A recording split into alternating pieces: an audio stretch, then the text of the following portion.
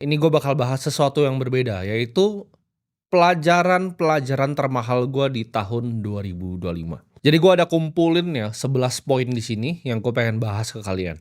Sebenarnya hal kayak gini tuh suka gue bikin untuk diri gue sendiri ya. Jadi gue tuh paling hobi yang namanya nulis notes ke diri gue sendiri. Kalau zaman dulu tuh gue pakai buku, biasanya suka gue tulis ya antara mimpi gue, strategi gue.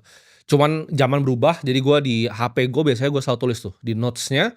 Setiap hari itu biasanya gue ada pembelajaran ya tentang diri gue sendiri, tentang strategi investasi gue, tentang apa yang gue pelajarin, kan gue suka belajar ya. Jadi kalau teman-teman tanya hobi gue itu apa, hobi gue itu belajar ya. Jadi gue buka YouTube itu gue nontonin Warren Buffett, gue nonton semua investor-investor hebat yang lain. Gue baca buku ya, setiap hari itu gue biasanya luangin waktu 1 sampai 2 jam, tapi gue nggak cuma sekedar baca ya, tapi gue juga suka simpulin kira-kira hal-hal apa nih yang gue dapetin dari situ. Dan gue rasa ini adalah rangkuman supaya kalian bisa belajar nih dari pengalaman gue, karena dari 2025 ini tahun yang paling merubah hidup gue gitu. Ini tahun dimana gue paling banyak belajar dan gue rasa dari ratusan ya bahkan mungkin sampai 400 poin yang gue catat di notes gue, ini gue simpulin ke 11 yang paling penting dan menurut gue ini akan jadi sangat bermanfaat untuk kalian semua ketika kalian benar-benar mengerti gitu maksud dari gue ini apa. Jadi kalian bisa belajar dari pengalaman gue, kalian bisa belajar dari poin-poin gue supaya kalian bisa jadi orang yang lebih bijaksana. Pelajaran pertama ya yang gue pengen share ini mahal di hidup gue karena gue belajarnya sangat-sangat lama, bahkan gue nggak pernah bener-bener mengerti sampai tahun 2025, yaitu untuk keep things simple, ya.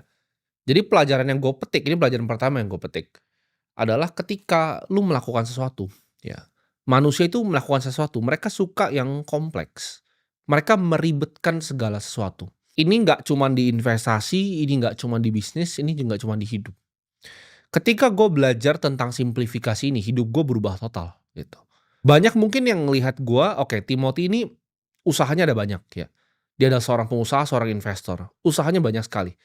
Cuman kalau misalnya gue bisa ulang balik waktu, gue akan cuma punya satu usaha.